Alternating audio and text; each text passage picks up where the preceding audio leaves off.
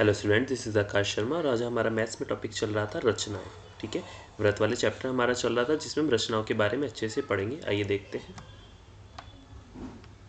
देखिए, हमें दिया हुआ है नंबर 1 क्वेश्चन। 7.6 सेंटीमीटर लंबा एक रेखाखंड खींचिए और इसे 5:8 के अनुपात में विभाजित कीजिए। दोनों भागों को मापिए। अब दोनों भागों को क्या करना है, हमें मापना है। अब रचना के चरण हमें लिखने हैं।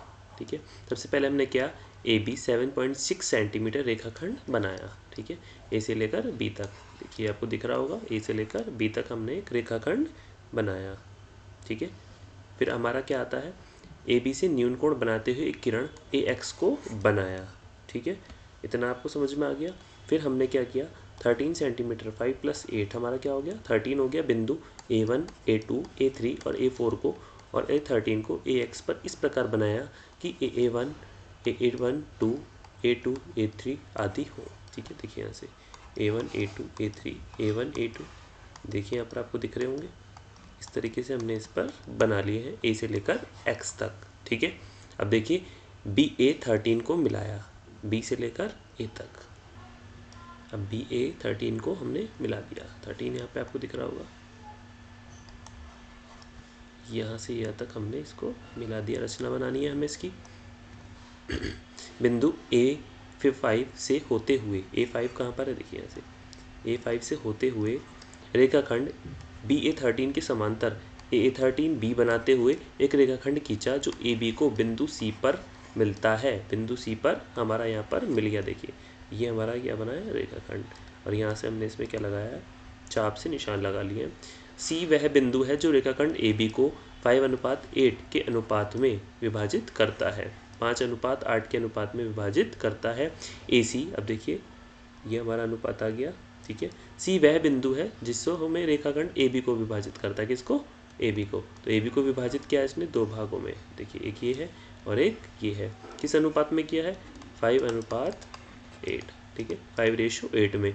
AC तथा CB की लंबाई मापने पर हमें क्रमशः 2.9 सेंटीमीटर और 4.7 सेंटीमीटर प्राप्त होती है। इतना हमें समझ में आया। अब नेक्स्ट देखिए, रचना की पुष्टि हम करते हैं। रचना की पुष्टि के लिए हमें AC/CB 5/8 सिद्ध करना है। ठीक है, रचना से हमें क्या प्राप्त होता है, A5C हमारा किसके समांतर है, A13B के। ठीक है, A13 देखिए, A13B हमारा ये रहा, दिख रहा होगा आपको, और हमारा A5C ये रहा। ये एक दूसरे के क्या है, समांतर है। क्या है, समांतर रेखाओं के बारे में हमने पहले पढ़ा हुआ है। वो इस तरीके से ये हमारी रेखाएं क्या है, समांतर है। आधारभूत समानुपातिकता परिमेय से त्रिभुज AA13B से हमें प्राप्त होता है AC/CB = क्या है, AA5/A5 A13। यह हमारा समीकरण नंबर 1। आकृति AA5 और A5 A13 में रेखाखंड के क्रमशः 5 और 8 बराबर भाग हैं। कितने हैं, 5 और 8 बराबर भाग है, मतलब 5:8 के अनुपात में हमने इसको बांटा था। अब एक आकृति AA5 हमारी ये रही। ठीक है, ये हमारा 5 थी और A13 हमारी 8 थी। ठीक है, ये कितनी थी, 8 हमारी साइड हो गई, ये हो गई हमारी 5। तो हमें समीकरण 1 की पुष्टि करने पर AC/CB क्या मिला, 5:8। तो ये हमारी रचना की पुष्टि हो गई कि इस तरीके से हमने इसकी रचना की है और किस तरीके से हमने इसको क्रिएट किया है, बनाया है।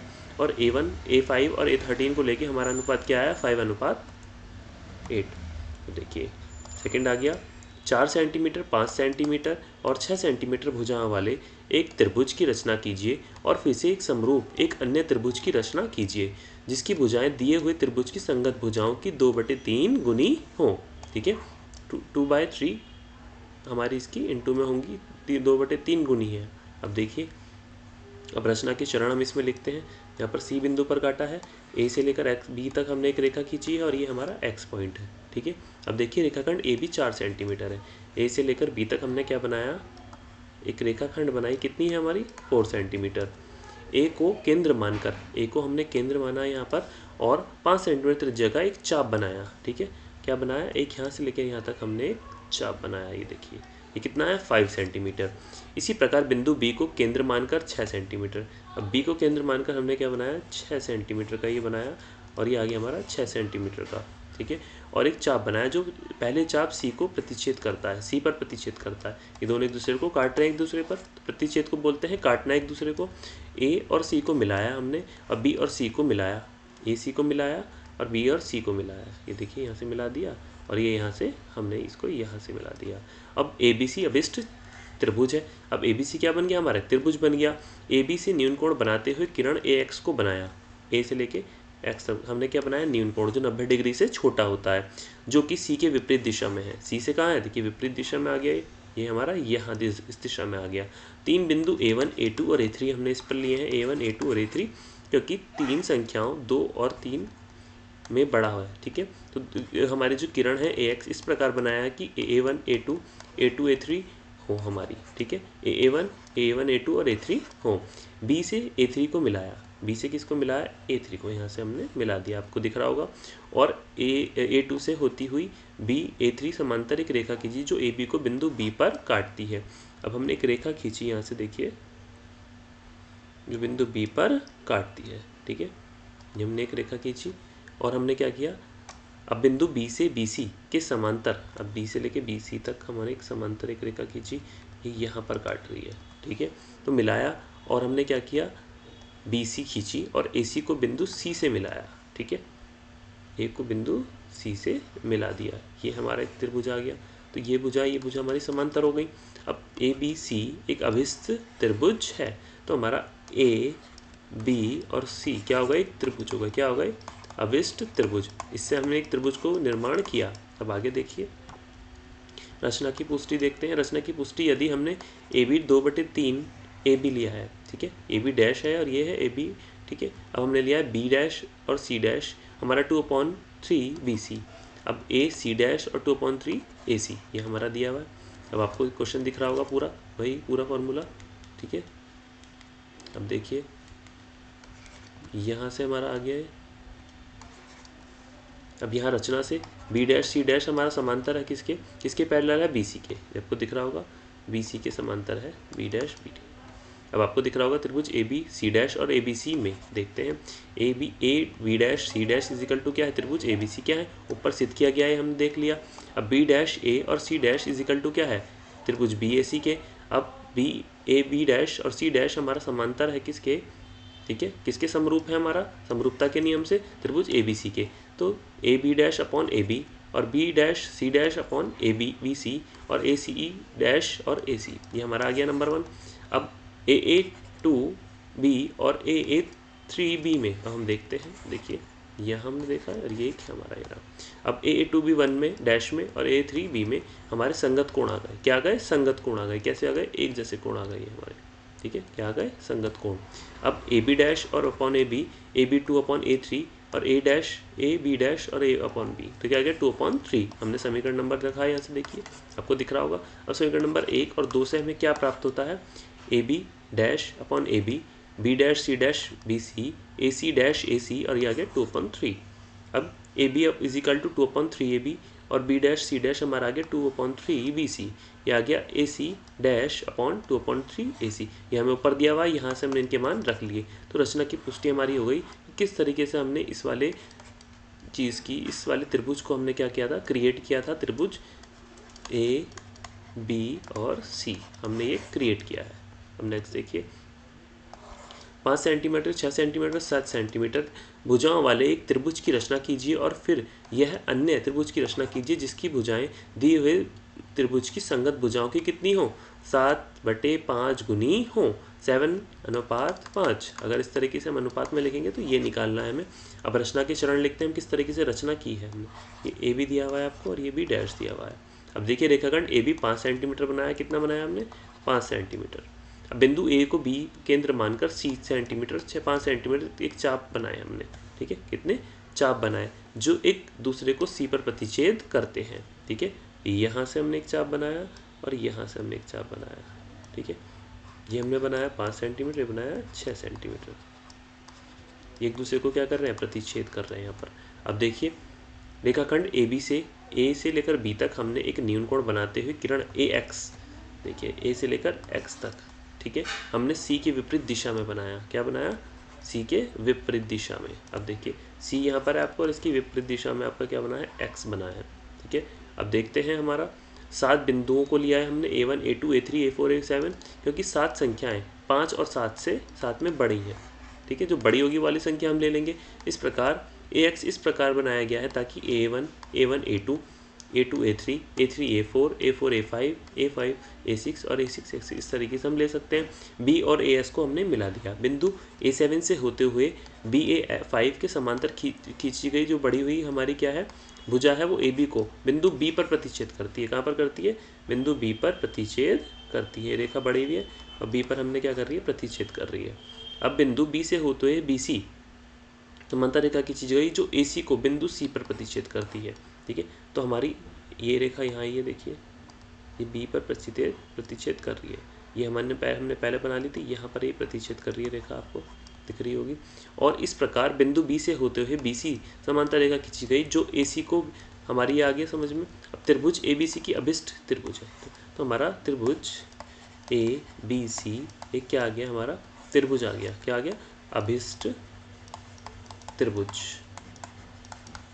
इतना आपको समझ में आया? अब नेक्स्ट देखिए, रचना की पुष्टि करेंगे। रचना की पुष्टि हो जाएगी यदि AB डैश 7/5 AB और B डैश और C डैश हमारा 7/5 BC लिया हुआ है हमने, और AC डैश 7/5 AC लिया हुआ है। ये हमने पूरा हमारा चित्र में देख सकते हैं आराम से। रचना की ABC और त्रिभुज AB डैश और C डैश में हम देखते हैं तो ABC हमारा बराबर है त्रिभुज AB डैश और C डैश। ये क्या है? संगत कोण है, एक दूसरे के बराबर कोण है। त्रिभुज BAC और त्रिभुज B डैश A और C डैश हमारे क्या है? उभयनिष्ठ है। दोनों में क्या है? एक जैसे आ रहे हैं। त्रिभुज ABC और त्रिभुज AB डैश और C डैश क्या है? समरूप है, समरूपता के नियम से, क्योंकि AA वाला हमारा नियम है। तो AB डैश अपॉन AB और B dash C upon BC और AC डैश अपॉन AC हमारा समीकरण नंबर 1 आ गया। अब AA5B और AA5-7B में हमने क्या देखा? A5AB और A7AB उभयनिष्ठ है हमारे, और AA5B और AA7B हमारे क्या है? संगत कोण है। आपको दिख गए होंगे, ठीक है, क्या है? संगत कोण है ये हमारे। अब A डैश AB और A5 और A7 AB डैश और AB और आगे 7/5 ये हमारा समीकरण नंबर 2 हमने देखा हुआ है। 1 और 2 से में क्या प्राप्त होता है? A dash B dash AB B dash C dash BC AC dash AC और ये आ गया 7/5। तो AB आ गया 7/5 AB, B dash C dash आ गया 7/5 BC और AC डैश आ गया हमारा 7/5 AC। इससे रचना की पुष्टि हमें हो गई कि हमने इस तरीके से इसकी रचना की है और इस तरीके से इसको क्रिएट किया है। नेक्स्ट देखिए क्वेश्चन नंबर 4।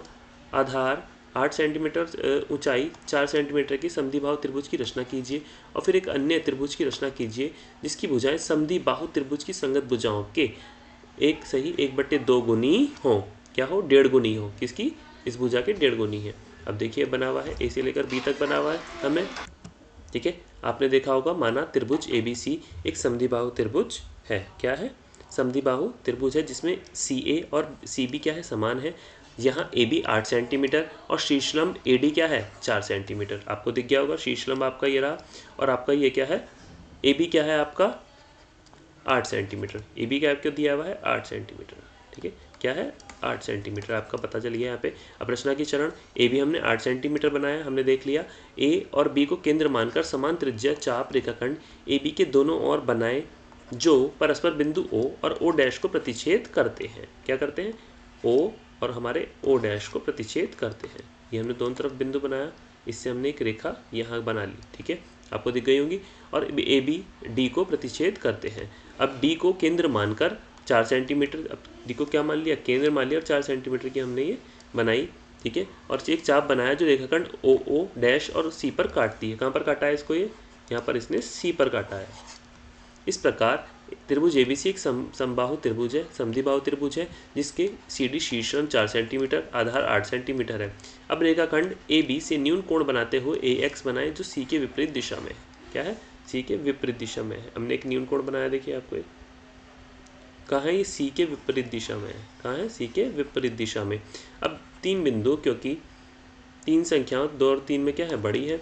A1 A2 और A3 हमने लिया है। AX पर इस प्रकार बनाया ताकि A1 A2 और B2 A3 हो। B को A2 से मिलाया हमने, बिंदु A3 से रेखा BA2 के समांतर खींची गई बढ़ाई गई रेखा AB और B पर मिलती है। इतना में समझ में आया। इस प्रकार बिंदु A से रेखा BC के समांतर एक रेखा की बढ़ाई गई जो AC को C पर मिलती है, ठीक है। हमने यहाँ से भी एक रेखा बढ़ाई और ये हमारे BC पर मिलती है, ठीक है।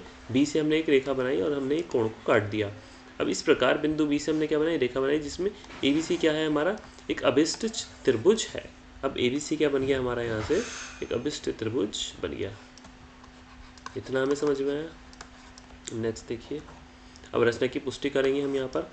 अब ए डी बी डैश 2/3 हमारा था अनुपात, B1 और C डैश में 2/BC हो गया था, और ए सी डैश हमारा 3/2 AC हो गया। अब त्रिभुज ABC और ए बी डैश और C डैश में हम देखेंगे ABC बराबर है, दोनों क्या है, संगत कोण है।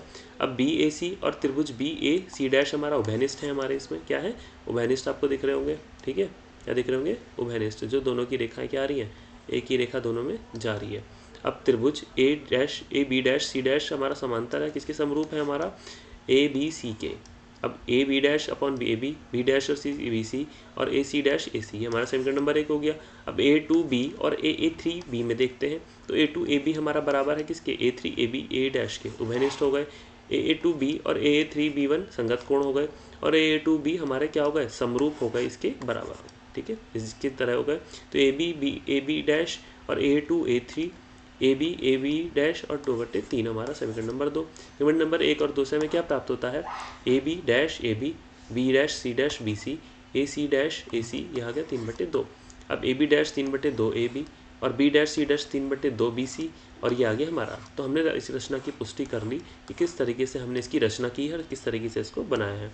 तो आज हमने क्या सीखा कि अब किस तरीके से रचनाएं कर सकते हैं, और रचनाओं को किस तरीके से उनकी पुष्टि करके हम किस तरीके से रचनाएं बना सकते हैं, और रचनाओं से हम किस तरीके से एक लाइन बनाकर और यहाँ से हम चाप का प्रयोग कर कर किस तरीके से एक त्रिभुज बना सकते हैं, ठीक है। तो ये हमारा क्या बन जाएगा, त्रिभुज ABC। इस तरीके से हमें कोई भी त्रिभुज किसी भी रचना से क्रिएट कर सकते हैं, बना सकते हैं। आगे का हम नेक्स्ट क्लास में पढ़ते हैं। Thank you.